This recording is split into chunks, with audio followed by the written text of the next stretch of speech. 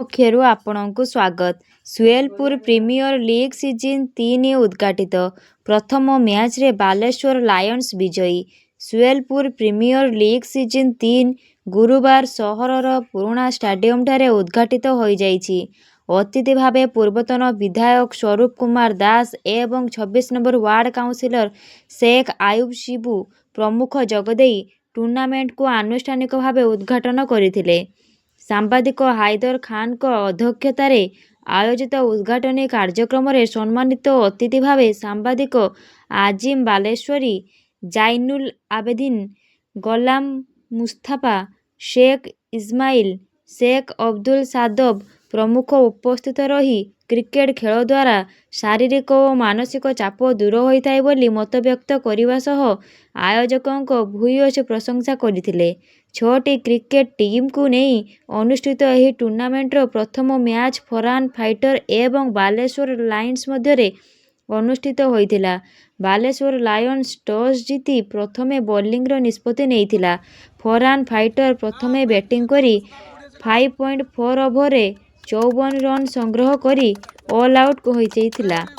55 ରନ୍ର ଲକ୍ଷ୍ୟ ନେଇ ବାଲେଶ୍ୱର ଲାୟନ୍ସ 3 ୱିକେଟ୍ ହରାଇ ଲକ୍ଷ୍ୟ ହାସଲ କରିବାରେ ସକ୍ଷମ ହୋଇଥିଲା। ଫେବୃଆରୀ 1 ତାରିଖରେ ଏହାର ଫାଇନାଲ ମ୍ୟାଚ୍ ଅନୁଷ୍ଠିତ ହେବ ବୋଲି ଆୟୋଜକ କମିଟିର କର୍ମକର୍ତ୍ତାମାନେ ପ୍ରକାଶ କରିଛନ୍ତି। ଆୟୋଜକ କମିଟିର ସଭାପତି ଶେଖ ମାହେରାଜ, ସମ୍ପାଦକ ଶେଖ ଶବୀର, ଶେଖ ଅବଦୁଲ କୁର୍ସିଦ, ଶେଖ ସାହେବାଜ, ଶେଖ ଅବଦୁଲ ମୁକ୍ତାର, ଶେଖ ସଲାଉଦ୍ଦିନ प्रमुख उपस्थित रही समस्त कार्यक्रम में सक्रिय सहयोग करते हैं। नौजवानों के अंदर एक उत्साह, एक विश्वास, एक हौसला बुलंद होता है।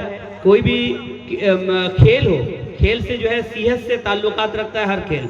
तो कहीं ना कहीं नौजवान जो है अपने काम में बिजी रहते हैं, अपने डेली के जो है मसरूफियात में बिजी रहते हैं और उससे थोड़ा सा वक्त निकाल कर जब क्रिकेट मैच होता है वो आके जब खेलते हैं, रोज नहीं खेल के लेकिन साल में अगर इस तरह का मैच होता है जब खेलते हैं तो कहीं ना कहीं उनकी सेहत बनी रहती है और उसके लिए वो प्रैक्टिस करते हैं, उसके लिए वो कोशिश करते हैं। तो मैं तमाम इस करने वाले कर्ता धर्ता को मुबारकबाद दूंगा और सबसे पहले को प्रेसिडेंट सेक्रेटरी समस्त मेंबर्स मान को बहुत बहुत धन्यवाद जनाऊँ। 3 वर्ष धरी आपण मैंने जो यंग टैलेंट्स अच्छे बालेश्वर ताको गोटे खेलवार सुजोग देइचंती। यह सहित मुझे धन्यवाद देवी जो मैंने कार्यक्रम को सहयोग कर समस्त को धन्यवाद दूची। एवं बालेश्वर विशेषकर क्रिकेट प्रति गोटे बहुत लोकप्रियता अच्छी। Cricket is the most preferred game in Baleshwar. आप जो भी देवे जब देखिए गोटे क्रिकेट खेल निश्चित हो या हवा आवश्यक अच्छे कहीं यही ग्रासरूट लेवल रे जो टैलेंट्स मान को पाइबा ये आगामी दिन आम भी जानी ना स्टेट खेलिए, नेशनल खेलिए, हुए तो इंटरनेशनल